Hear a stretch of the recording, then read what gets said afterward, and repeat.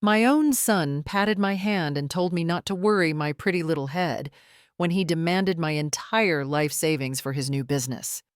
He laughed in my face when I asked him to sign a simple paper treating my retirement like his personal ATM and calling my concerns the ramblings of a foolish old woman. But he didn't know that the silly paper he signed without reading was an ironclad legal contract. And it just gave me the power to take his house, his cars, and his entire company. The smell of my daughter-in-law Karen's pot roast usually filled their house with a sense of warmth, but that Sunday it felt different. It smelled like a trap. My son Mark was holding court at his own dinner table, his eyes shining with that feverish light of a man who has convinced himself he's the next big thing. He talked about his new startup, a tech company with a name I couldn't pronounce, using words like synergy, disruption, and mere scalability. Karen hung on his every word, her smile just a little too bright, her hands clasped tightly in her lap. I've always been a practical woman. My late husband Frank used to say I could find the flaw in a diamond. So I asked simple questions. I asked about his cash flow projections, about his user acquisition cost, about the equity split with his partners. Each time, Mark would give me that patient, slightly condescending smile. He'd pat my hand and tell me not to worry my pretty little head about it. It was all very complex, he explained, part of a new business world that someone from my generation just wouldn't understand. I just nodded and took another bite of roast, letting the insult slide right past me. I saw Karen shoot him a quick, nervous glance, a silent warning to be nice to the woman holding the purse strings. After the plates were cleared, it came. The real reason for the dinner. Mark cleared his throat, sat next to me on the couch, and laid out his grand request. He needed a significant investment, a large chunk of my pension to get his company through the next phase. He called it a bridge loan to show friends and family, but his tone made it clear he considered it more of a gift. He was my son, after all. This was his big chance. Karen sat on his other side, her eyes wide. I heard her whisper almost to herself that this was their chance to finally get ahead, to really be secure. The desperation in her voice was a raw, exposed nerve. I let the silence hang in the air for a long moment, making them wait.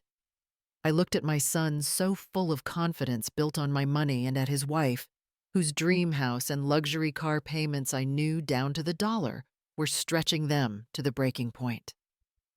Then I smiled my sweetest, most grandmotherly smile.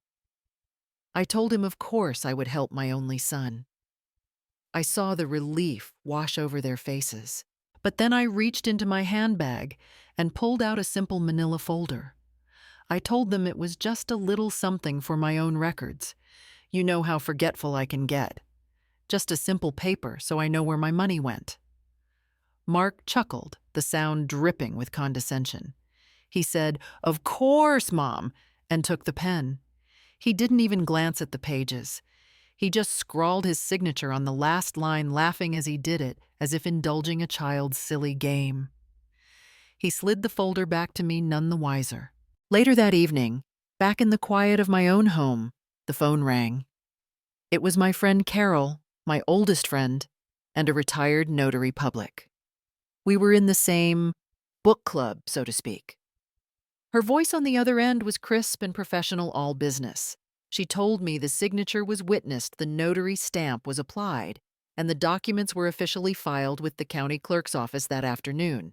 She confirmed that our little agreement was now a legally binding ironclad contract, and that by signing that simple paper, my son had just used his house, both of his cars, and his entire stake in his surefire startup as collateral for his friendly family loan.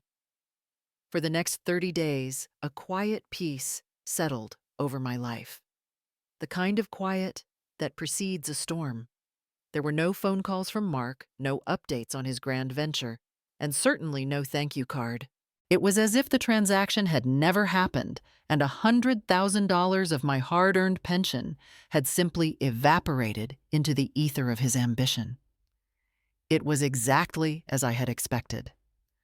My son saw my life savings not as the sweat of my brow and the prudence of my years, but as a resource to be tapped like a well with no bottom. On the 30th day precisely, when the first payment was due according to our little paper, I picked up the phone. I kept my voice light, cheerful even. I told him I was just calling to check in and to gently remind him about the first installment on our agreement. The sound that came through the receiver was a short, sharp laugh, full of disbelief. He told me I must be joking. He said families don't do things like this. It was a gift he insisted a contribution to his future, and he was a little disappointed that I would see it in such a transactional way. He was trying to manipulate me to make me feel small and greedy. I didn't raise my voice. I didn't argue. I simply stated in the calmest tone I could manage that the document was very clear and that I expected him to honor the agreement he had signed.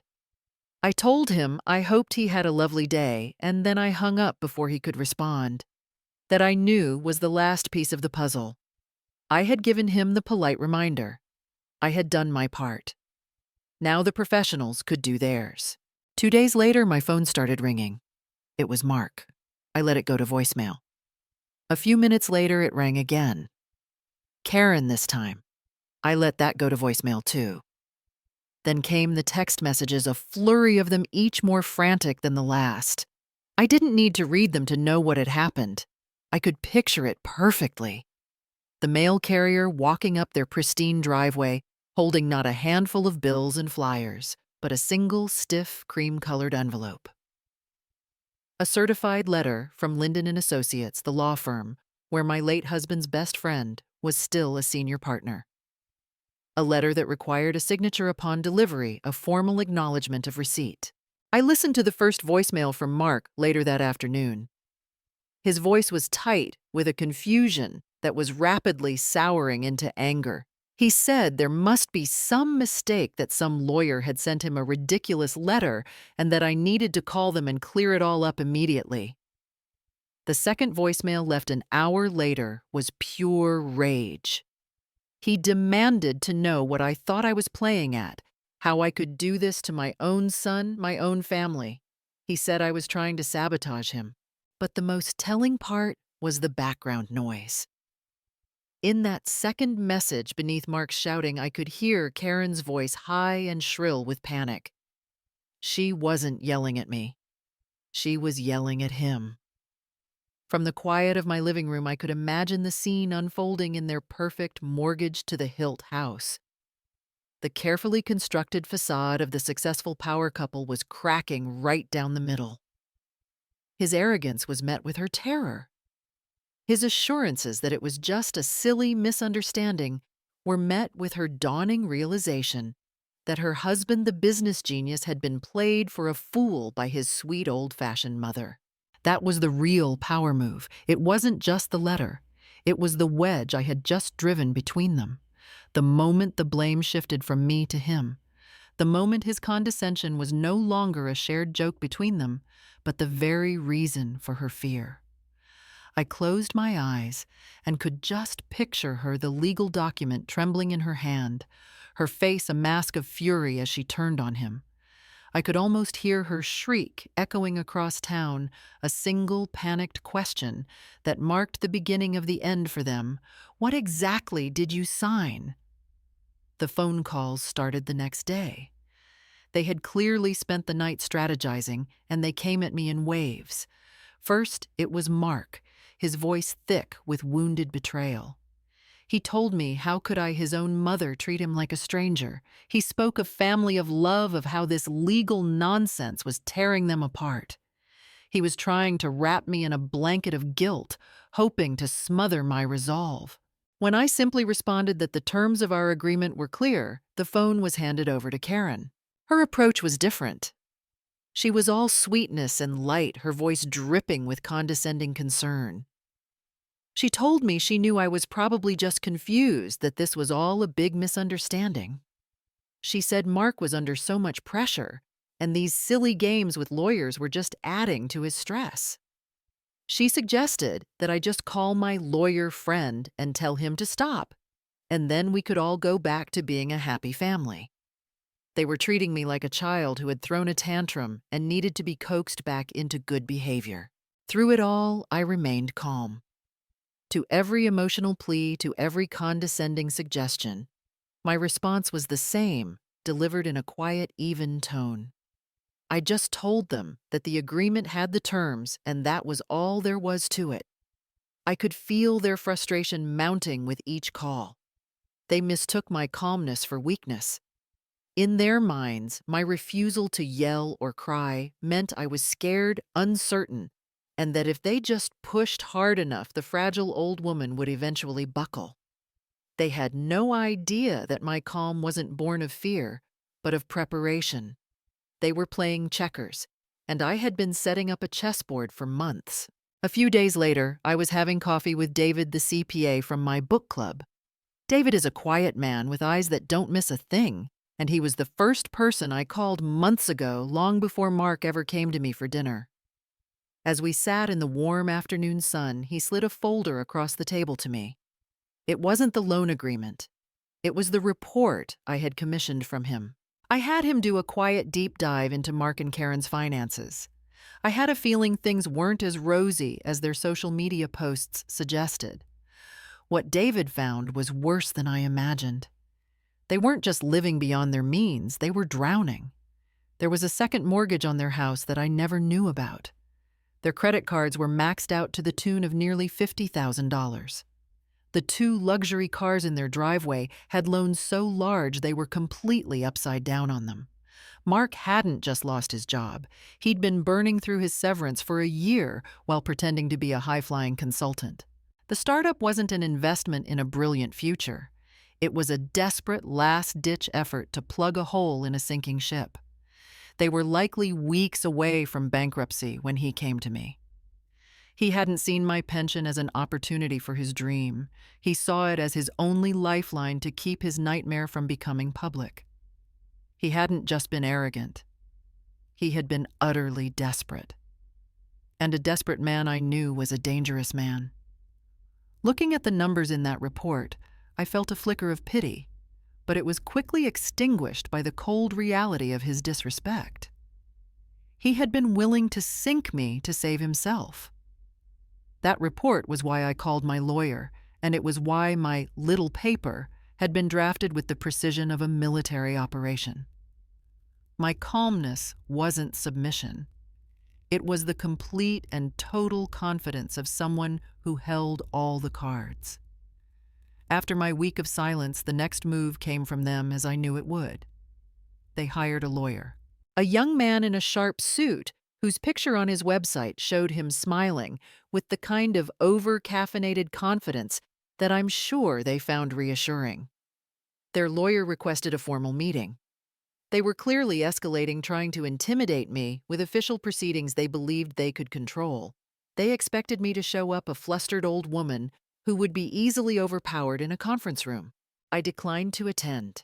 I simply informed them through my own counsel, Mr. Linden, that he was fully empowered to act on my behalf.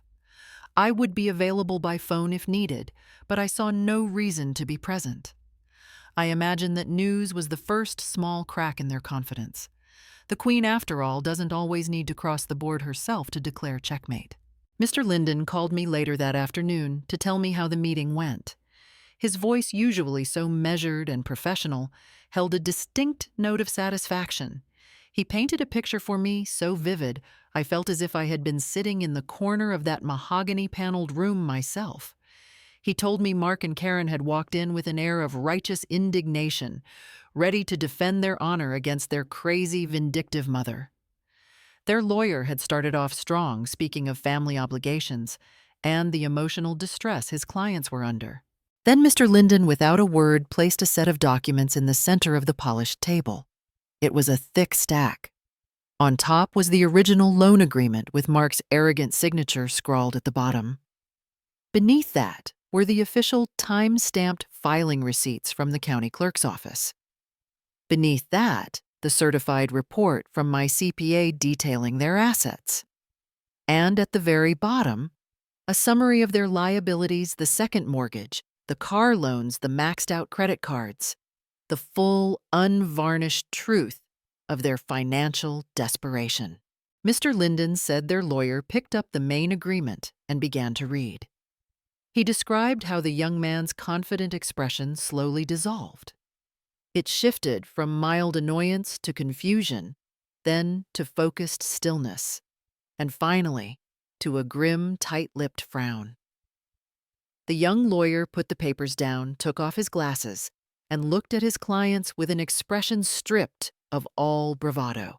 According to Mr. Linden, the lawyer then explained to them in no uncertain terms what they were facing. He told them this wasn't a note from Mom. It wasn't a family misunderstanding. It was a professionally drafted, legally binding, fully executed, secured loan agreement. He called it ironclad. He told them that from a legal perspective they had no standing whatsoever. He said that whoever had drafted the document was an absolute shark. Mark apparently started to bluster, talking about how he was tricked, how I had taken advantage of him. But his voice faltered when Mr. Linden calmly began to list the specific assets named as collateral in the document he had so carelessly signed. First, the house, their beautiful 5-bedroom symbol of success, legally pledged. Then Karen's top-of-the-line SUV and Mark's flashy sports sedan, both legally pledged. Mr. Linden said Karen went pale and began to cry. Not loudly, but with the silent, shaking shoulders of someone whose world was imploding. Mark just stared, his face ashen.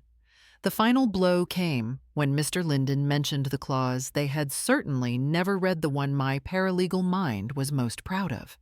It stated that all current and future shares, as well as all intellectual property of his fledgling startup, were also included as collateral.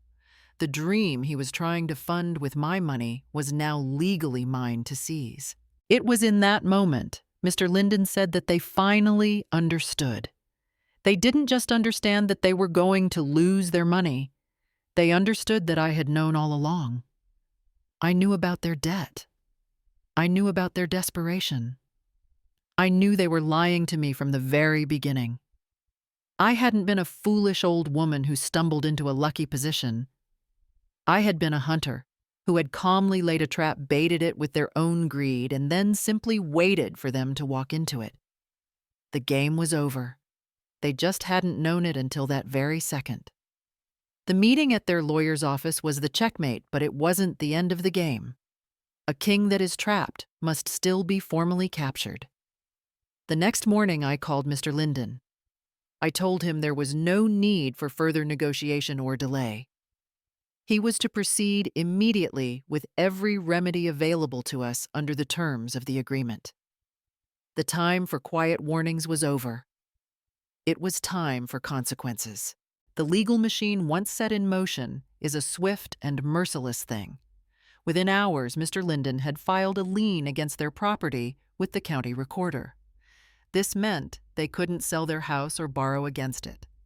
My claim was now a public official mark against their most valuable asset. Simultaneously, a notice was served to the bank holding the funds for Mark's startup. Per the agreement he had signed, all business assets were frozen, effective immediately. He could no longer pay his partners, his vendors, or even the hosting fees for his website. The dream he had tried to build with my money was now locked in a vault, and I held the only key. These were the silent, invisible strikes. The truly public display was yet to come. Mr. Linden, ever the strategist, had arranged for the official court documents, the notice of default and intent to seize assets, to be delivered by a process server that Saturday afternoon. As it happened, I knew from Karen's relentlessly cheerful social media posts that they were hosting their annual neighborhood barbecue that day. It was their big event to show off their perfect life, their perfect home, their perfect family. I can picture the scene so clearly. The sun shining, the smell of charcoal and freshly cut grass in the air. Music playing from expensive outdoor speakers. Mark wearing a polo shirt and a forced smile, flipping burgers at his $1,000 grill, laughing with his neighbors. Karen gliding through the crowd with a tray of drinks, a gracious hostess desperately projecting an image of carefree success. They were performing normalcy, trying to convince themselves and everyone around them that the nightmare from that lawyer's office wasn't real. And then a man in a plain blazer walked up the driveway. He wasn't a guest. He didn't smile or wave. He walked with the unhurried purpose of someone with a job to do. He navigated through the laughing neighbors on the lawn, holding a large official-looking envelope, and went directly to Mark. I imagine the music seemed to falter. Conversations probably trailed off as curious eyes turned to watch the exchange. The process server simply asked if he was Mark Graham, and upon confirmation, handed him the thick envelope and a clipboard to sign, publicly, in front of the very people they were most desperate to impress. The facade didn't just crack, it was dynamited. My phone rang less than 5 minutes later. I answered and put it on speaker, setting it down on my kitchen table. It was both of them, their voices a frantic, jumbled mess of panic and hysteria. The arrogance was gone, the condescension was gone. All that was left was the raw, ugly sound of desperation. They were crying, begging, pleading. They finally admitted everything. The crushing debt, the lies about Mark's job, the terror of having their carefully constructed world exposed. They told me the neighbors were leaving, staring at them, whispering. They begged me, their mother, to call it off, to stop the humiliation, to save them. I let them exhaust themselves listening to their entire pathetic confession without saying a word. When their pleading finally tapered off into ragged sobs, I picked up the phone. I took a slow, calm breath. I told my son that I was sorry to hear he was having such a difficult time. And then, in the quietest, most level voice I have ever used in my life, I delivered the final, inescapable truth. I told him that unfortunately this was all just business. And, as he had so patiently explained to me at his dinner table all those weeks ago, the world of business is very complicated. I told him that, being from a different generation, I was sure he understood that I simply wouldn't be able to grasp the complexities of his situation. Then I hung up the phone, leaving them in the ruins of the life they had built, on lies, finally understanding everything. There is a quiet, final kind of finality to legal proceedings. There's no more drama, no more shouting. There are only documents, transactions, and the quiet, irreversible changing of names on titles. In the months that followed the disastrous barbecue, I didn't have to do anything at all. I simply watched from a distance as the consequences of my son's actions unfolded with methodical precision. The first thing to go was the house, the beautiful, oversized symbol of their fabricated success. A "for sale" sign appeared on the lawn almost immediately. They were forced to sell in a down market, and after my lien was satisfied from the proceeds, there wasn't much left for them. The 2 luxury cars disappeared from their driveway shortly after repossessed to cover the loans they could no longer afford. The grand life they had paraded in front of everyone was dismantled piece by piece until nothing was left but the foundation of their debt. Mark, I heard, took a job as a department manager at a large retail store. It was a respectable, steady job, but it was a world away from the glamorous life of a tech CEO he had envisioned for himself. He had to trade his ambitious dreams for a name tag and a 9-to-5 schedule. Karen went back to work as a nurse, picking up long shifts at the local hospital. The pressure to maintain their illusion was gone, replaced by the grim daily reality of paying for their mistakes. I never heard from Mark directly. The messages I received through other family members were laced with bitterness and resentment. In his version of the story, he was the victim. I was the cruel, vindictive mother who had stolen his future out of spite. He learned nothing because he accepted no responsibility. He was defeated, but he was not repentant. He would rather live in a world where he was wronged than one where he had been wrong. From Karen, however, something unexpected arrived in my mailbox about 3 months later. It was a simple plain card. Inside, in her neat handwriting, were only a few sentences. She wrote that she was deeply sorry for her part in what had happened. She apologized for the disrespect they had shown me and for allowing Mark's desperation to override their integrity. She ended by saying she hoped that one day she might earn my forgiveness, but that she understood completely if that was never possible. There were no excuses, no justifications. It was the first and only true apology I received. In being stripped of everything she thought she wanted, it seemed she was finally able to find a small piece of herself. It wasn't a resolution, but it was a flicker of self-awareness, a seed of potential growth that might someday take root. My own new reality settled in just as quietly. One afternoon, I was at my book club meeting. One of the women Margaret was telling us about her nephew who was pressuring her to invest her retirement savings in a can't-miss business venture. The other women offered their sympathies and worried advice. A year ago, I would have done the same. But now I did something different. I began to speak, and I heard a new kind of authority in my own voice. I calmly explained to her the importance of creating a legal shield of placing her assets into a trust or an LLC that a simple signature couldn't touch. I advised her on how to turn a vague family request into a formal business proposal, not to be cruel, but to test the true character and intentions of the person asking. As I spoke, I saw Carol the notary and David the CPA nodding in agreement. The other women leaned in, listening intently. In that moment, I realized my pain hadn't broken me. It had been forged into a shield. And now I was teaching other women how to build their own. My wisdom, born from my deepest wound, had become my power, and it was a power I could now share. In the end, Sylvia demonstrated a powerful truth. She showed that a contract isn't merely about money, but a profound test of character.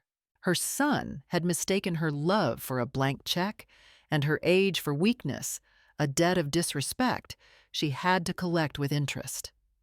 While she could understand the desperation that drove him, she could never excuse the choices he made. And in doing so, she taught everyone that sometimes the only way to truly balance a family ledger is with the cold, hard weight of consequences.